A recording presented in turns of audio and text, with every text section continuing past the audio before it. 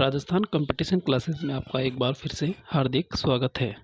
जैसा कि हमने पिछली क्लासेस में पढ़ा था रणथंभौर के चौहान, तो उसी के आगे आज का जो टॉपिक रहेगा वो रहेगा जालोर की चौहान। तो आइए शुरू करते हैं।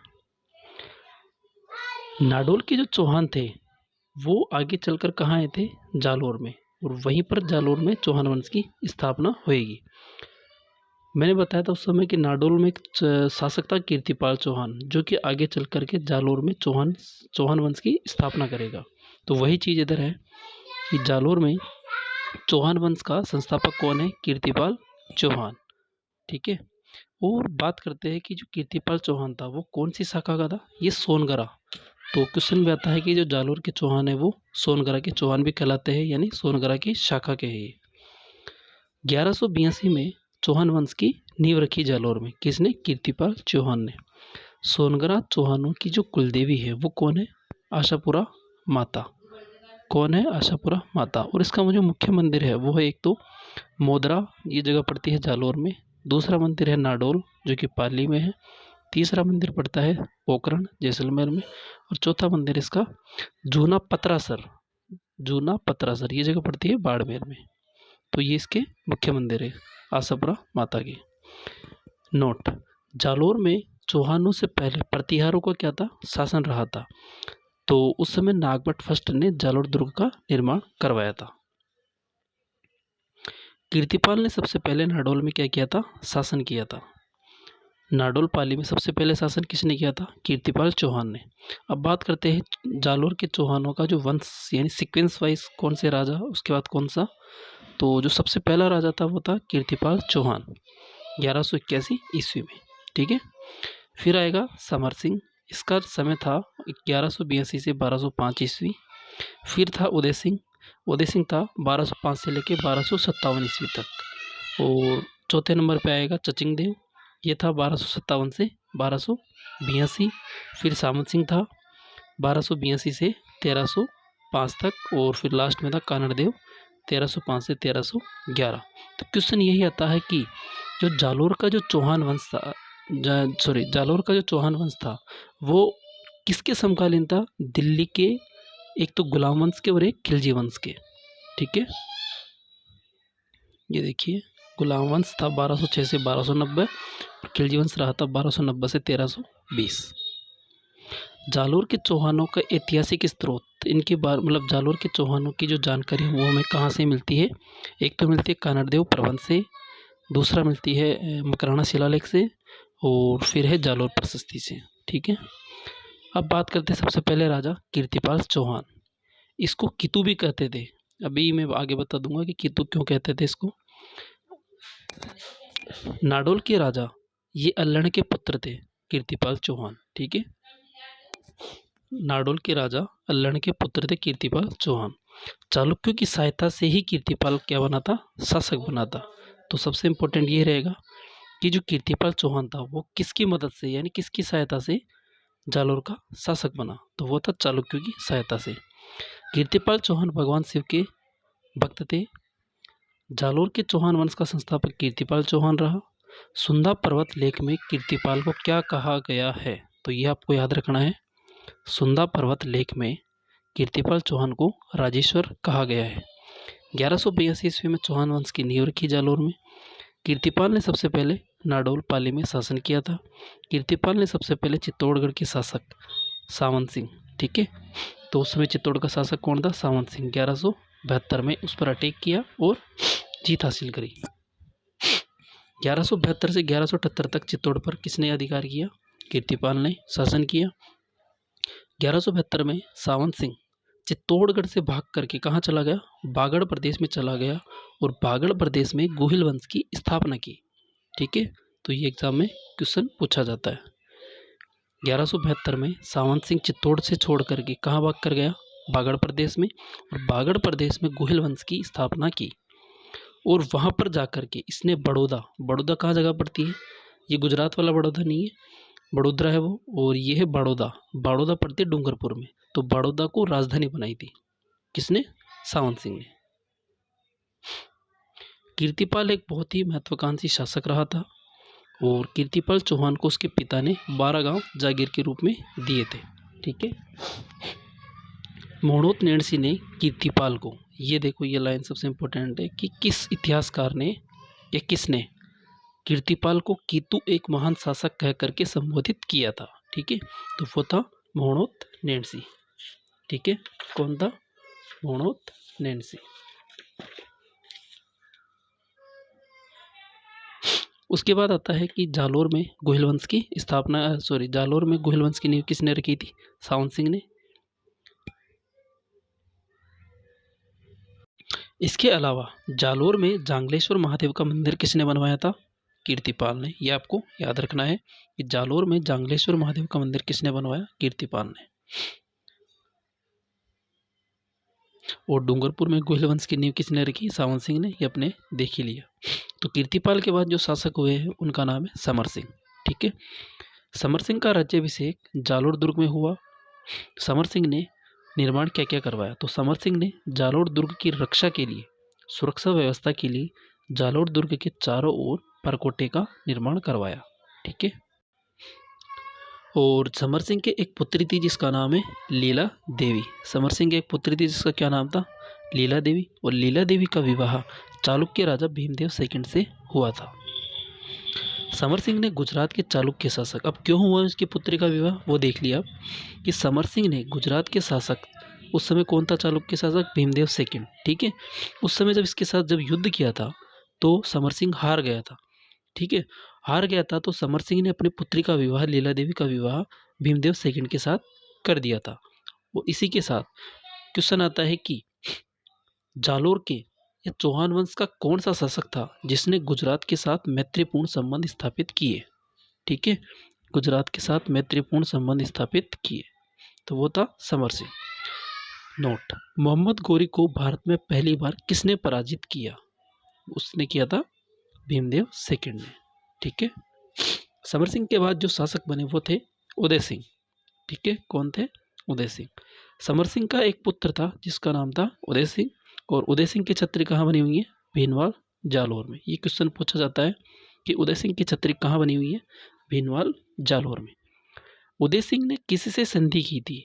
ये भी क्वेश्चन पूछा जाता है कि उदय सिंह ने किससे संधि की थी? तो वो था मेवाड़ का जत्र सिंह। ओके, और उदय सिंह ने जालोर की सीमाओं का विस्तार भी किया था काफ़ी। और एक क्वेश्चन पूछा जाता है कि उत्तरी भारत का वह महान एवं शक्ति संपन्न राजा कौन रहा था? तो उस शासक का नाम करना है उदय सिंह। ये उदय सिंह मेवाड़ वाला उदय सिंह नहीं है, ये ध्यान रखना आपको ना, ये है जालोर का। उदय सिंह के समय क्या हुआ, अब ये ध्यान रखना। उस समय दिल्ली का शासक था इल्तुतमिश। ठीक है, इल्तुतमिश ने अपनी साम्राज्य का विस्तार करने के लिए उसने जालोर दुर्ग पर आक्रमण किया 1228 ईस्वी को। तो हुआ क्या था, इसने जालोर दुर्ग को चारों तरफ से इल्तुतमिश की सेना ने घेर लिया। ठीक है, घेराव किया किसने? इल्तुतमिश ने। लेकिन उदय सिंह ने इल्तुतमिश के सारे प्रयास क्या कर दिए? फेल कर दिए थे। ये आपको ध्यान रखना है। उसके बाद एक ग्रंथ है कानड़देव प्रबंध। कानड़देव प्रबंध के अनुसार 1254 ईस्वी में नसीरुद्दीन महमूद ने उदय सिंह पर क्या किया था? अटैक किया था। ठीक है, उदय सिंह पर क्या किया? अटैक किया था। इसको आप पर कर लीजिएगा, ये थोड़ा सा मिस्टेक हो गई, इसको पर। और जब अटैक किया तो उस समय नसीरुद्दीन महमूद हार गया था और उदय सिंह जीत गया था। उसके बाद जो शासक बने वो थे चचिंग देव। अब चचिंग देव किसका पुत्र था? उदय सिंह का पुत्र। अब चचिंग देव के समय कोई भी मुस्लिम आक्रमण नहीं हुआ। सबसे इंपॉर्टेंट लाइन, जालोर का कौन सा शासक था जिसके समय कोई भी मुस्लिम आक्रमण नहीं हुआ? तो वो था चचिंग देव। चचिंग देव की एक पुत्री थी जिसका नाम था रूपा देवी, और इस रूपा देवी का विवाह किससे करवाया? मेवाड़ के रावल तेज सिंह से करवाया। ठीक है, क्वेश्चन ये भी पूछा जाता है कि चचिंग देव किसके समकालीन शासक था? तो उस समय था नसीरुद्दीन महमूद तथा बलबन।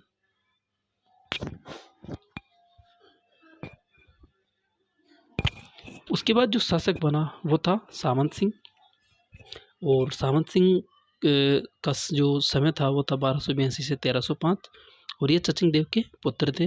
जाहिर सी बात है ये सब एक तरीके से इसके बाद ये ऐसे चलेगा, है ना। उससे सामंत सिंह ने 1296 में अपने पुत्र, सामंत सिंह का पुत्र आएगा कानड़देव, ठीक है। तो इसने 1296 में अपने पुत्र कानड़देव को 1296 में अपने पुत्र कानड़देव को अपना साम्राज्य सौंप दिया था। अब बात करते हैं कि जालोर का जो सबसे महानतम शासक था कानड़देव चौहान, जहाँ से एग्जाम में क्वेश्चन पूछा जाता है, तो उसके बारे में पढ़ते हैं। सबसे पहले इसका जो समय था 1296 से 1311, ठीक है। अब 1296 से 1311 कैसे है वो मैं बता देता हूँ कि सामंत सिंह ने 1296 में अपने पुत्र कानड़देव को जब साम्राज्य सौंपा, तो उस हिसाब से तो 1296 से लेकर 1311, लेकिन कुछ किताबें से बताती है कि इसका जो समय था वो था 1305 से 1311, ठीक है। तो एग्जाम में जो भी क्वेश्चन आए, जो भी आए समय से रिलेटेड, तो एक बार आप देख के कीजिएगा इसको। कर्णदेव के पिता का नाम सामंत सिंह हो गया, पत्नी का नाम जेतलदेव हो गया। इसके एक पुत्र था जिसका नाम था वीरमदेव। इसके एक पुत्र था जिसका नाम था वीरमदेव। जालोर का सबसे शक्तिशाली शासक पूछे तो वो करना है कानड़देव चौहान। बात करते हैं कानड़देव चौहान की जानकारी के स्रोत। तो सबसे पहला है कानड़देव प्रबंध, जिसके रचयिता है कवि पद्मनाभ। वीरमदेव सोनगरारी बात, जिसके रचयिता है पद्मनाभ। खुजैनुल उल फतूह, इसके रचयिता थे अमीर खुसरो। और तारिक ए अलाई, इसके रचयिता थे अमीर खुसरो, ठीक है। तारिक ए फरिश्ता के रचयिता थे फरिश्ता। मोहनोत नैणसीरी ख्यात के रचयिता कौन थे? मोहनोत नैणसी। और मारवाड़ का परगनारी विगत, इसके रचयिता थे मोहनोत नैणसी, ठीक है। तो इन सभी से कानड़देव चौहान के बारे में जानकारी मिलती है। कानड़देव चौहान की समकालीन शासक रहा था अलाउद्दीन खिलजी, ठीक है। अलाउद्दीन खिलजी ने कानड़देव चौहान पर आक्रमण करने, ठीक है, लेकिन आक्रमण जब किया तो इसके क्या क्या कारण थे? तो सबसे पहला कारण था एके की साम्राज्यवादी नीति, क्योंकि एके हमेशा चाहता था, एके मतलब अलाउद्दीन खिलजी हमेशा अपनी सीमाओं का विस्तार करना चाहता था, मतलब अपना एरिया जहाँ पर जो राज्य करता था, शासन करता था, उसको हमेशा बढ़ाना चाहता था। दूसरा कारण था जब सोमनाथ मंदिर से लूटपाट करके जब एके की सेना वापस जब दिल्ली लौट रही थी, तो तभी कानड़देव के सेनापति थे जेता और देवड़ा। इन्होंने कानड़देव को क्या दी? सूचना दी कि एके सोमनाथ मंदिर से चुराई गई मूर्तियां दिल्ली ले जाकर के अपमानित करने वाला है, ठीक है। तो कानड़देव ने एके की सारी मूर्तियां छीन ली और छीन करके जालोर के सिवाना नामक स्थान पर स्थापित करवा दी, ठीक है। एक ये कारण भी था, क्योंकि जालोर का क्या था, सामरिक महत्व की दृष्टि से जालोर बहुत इंपॉर्टेंट था। 1305 ईस्वी में एके ने कानड़देव पर आक्रमण करने हेतु ऐन उल मुल्क मुल्तानी को भेजा था, परंतु कानड़देव चौहान ने इसके साथ भी संधि करके अपने पास इसको रख लिया था, ठीक है। नोट, मोहनोत नैणसी के अनुसार कानड़देव का पुत्र एके के दरबार में गया था। मोहनोत नैणसी ये कहता है कि कानड़देव का पुत्र था, कौन था? वीरमदेव। वो एके के दरबार में गया था। जब गया था तो 1305 में एक गौरवपूर्ण संधि हुई थी, ठीक है, इन दोनों के बीच में। कानड़देव का पुत्र था वीरमदेव, ठीक है। वो एके का उस समय दूत कौन था? ऐन उल मुल्क मुल्तानी। कहा जाता है कि वीरमदेव जब अलाउद्दीन खिलजी के दरबार में जब गया था, तो एके की उस समय एक पुत्री थी जिसका नाम था फिरोजा। कौन थी? फिरोजा, ठीक है। ये काफी बहुत सुंदर थी। तो जैसे ही, और ये जो था वीरमदेव, ये वीरमदेव भी काफी सबसे उस जमाने में सबसे हैंडसम था। ये वीरमदेव कौन था उस समय? बहुत हैंडसम था उस समय, ठीक है। तो जैसे ही वीरमदेव ने फिरोजा को देखा और फिरोजा ने वीरमदेव को देखा, ठीक है, तो दोनों का आपस में प्यार हो गया था, ठीक है। जब फिरोजा को लगा कि वीरमदेव जब वापस से यानी दिल्ली से कहाँ जा रहे हैं? जालोर जा रहे हैं, ठीक है। तो उन्होंने उसको रोकने की भी कोशिश करी थी, और उस समय फिरोजा ने वीरमदेव को कहा भी था शादी करने के लिए, लेकिन वीरमदेव ने उस समय कुछ नहीं कहा और वह चुपचाप जालोर आ गया था। अब जब वह आ गया था तो काफी समय जब निकल गया था, तो फिरोजा को लगा था कि वीरमदेव से मेरा संपर्क कैसे हो, वरना वीरमदेव ने कोई जवाब भी नहीं दिया। तो फिरोजा ने अपनी एक शायद इसकी कोई मौसी थी या पता नहीं कौन था, जिससे फिरोजा ने अपनी जो लव स्टोरी के बारे में बताया भी था और उसने संपर्क करने की कोशिश भी करी थी वीरेंद्र देव से, ऐसा कहा जाता है। अब ऐसा है कि नहीं है, ये एग्जाम में ऐसा पूछा भी नहीं जाता, ये एक स्टोरी है।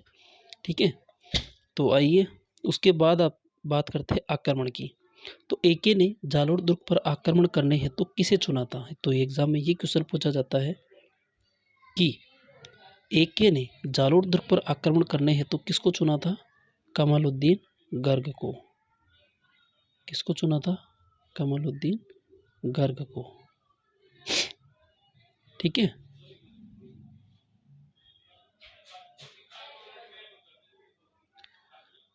अब बात करते हैं कि जब वापस से जालोर दुर्ग पर जब आक्रमण करने के लिए कमालुद्दीन गर्ग को चुना, तो कमालुद्दीन गर्ग, ठीक है, वो अपनी सेना लेकर के आया कहाँ पे?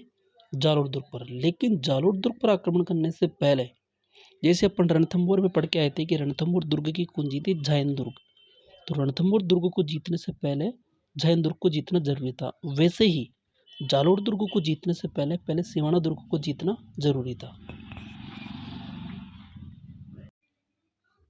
सिवाना दुर्ग का जो उपनाम थे क्या क्या थे?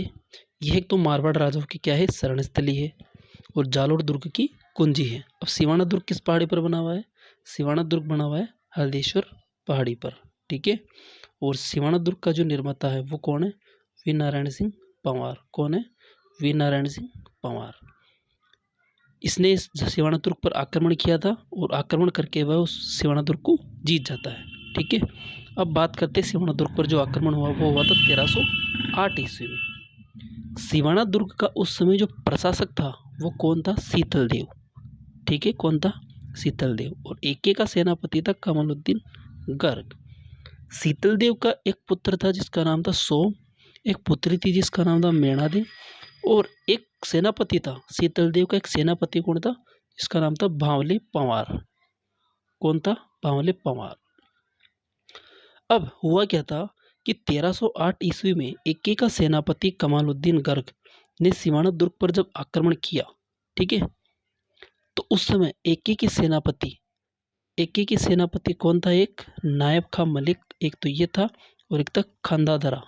ये दोनों क्या हुए? मारे गए इस युद्ध में। कमालुद्दीन ने, अब हुआ क्या था, जब उनको लगा कि अपनी सेना कमजोर हो रही है, मतलब एके की सेना कमजोर हो रही है, तो कमालुद्दीन ने इस भामले पंवार को साइड में बुलाया और इसको साइड में बुला करके लालच दिया। अब भामले पंवार लालच में बहक गया, और लालच में जब बहक गया तो इस भामले पंवार ने इस सिवाना दुर्ग में एंटर करने के लिए इसके गुप्त रास्ते बता दिए। ठीक है, अब बताया कैसे था? बता भी दिया, और सिवाना दुर्ग में एंटर करने, सिवाना दुर्ग को खाली कैसे करवाया? इस भांवले पवार ने क्या किया कि वहां पे एक मामादेव जलकुंड है, उसमें गोरख मिला दिया। अब सिवाना दुर्ग में पानी की समस्या हो गई। ठीक है, और गुप्त रास्ते जब बताया तो एक की सेना उस गुप्त रास्ते से जालोर सिवाना दुर्ग में एंटर कर गई। तो कमालुद्दीन सिवाना दुर्ग में प्रवेश कर जाता है और अधिकार कर लेता है।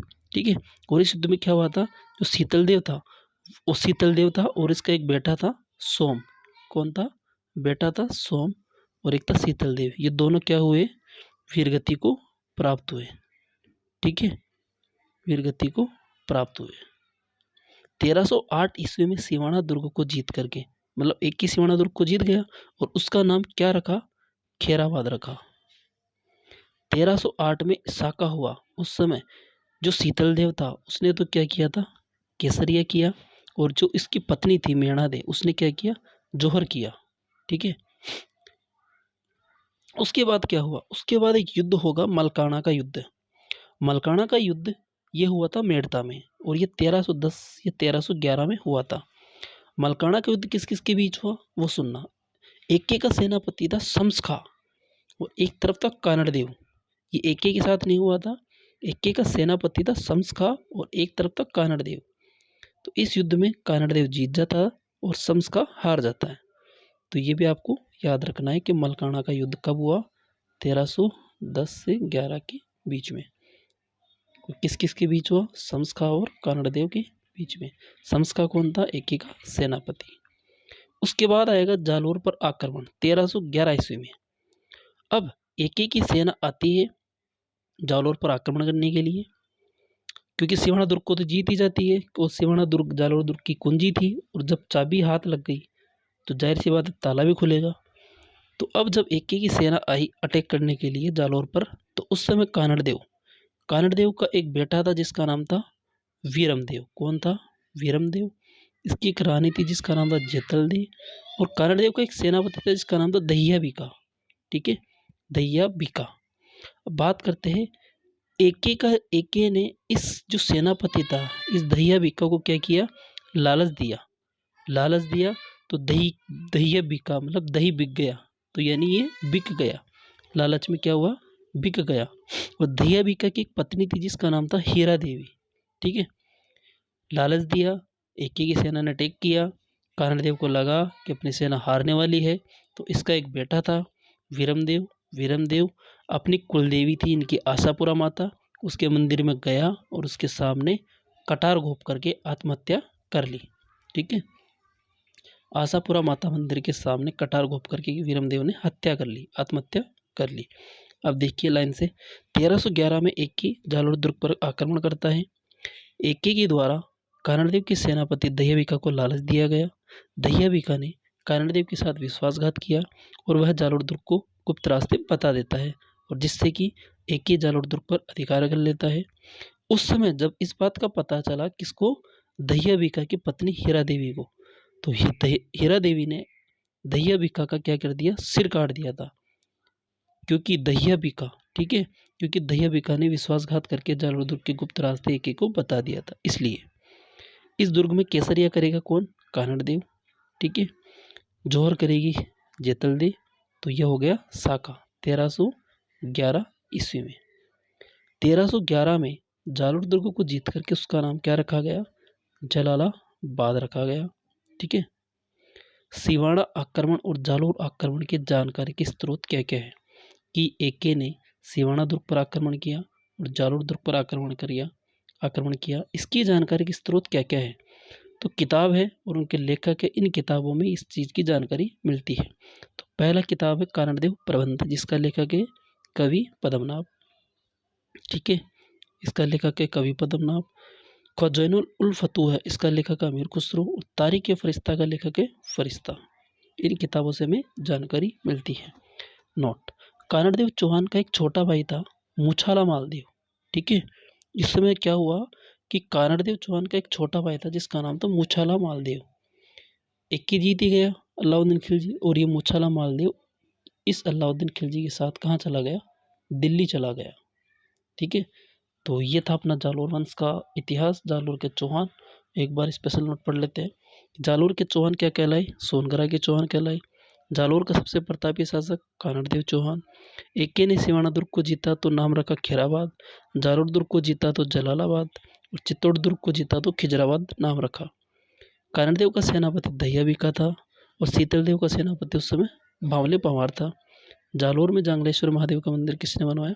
कीर्तिपाल चौहान ने बनवाया। एके का पहला जालोर अभियान 1308 में और दूसरा जालोर अभियान 1311 में। ठीक है, तो इसी के साथ आज जालोर में चौहान वंश का जो इतिहास था वो समाप्त होता है। और उम्मीद करता हूँ ये वीडियो आपको पसंद आया होगा, और अगर पसंद आए तो ही चैनल को लाइक एंड शेयर सब्सक्राइब ज़रूर कीजिएगा। और अगर इसकी PDF अगर आपको प्राप्त करनी है तो मेरे इस मोबाइल नंबर पर आप व्हाट्सएप पर भेज सकते हो मुझे 8619634880। ठीक है, तो नेक्स्ट क्लासेस में मिलते हैं जालोर के सिरोही के चौहानों के साथ। तब तक के लिए नमस्कार।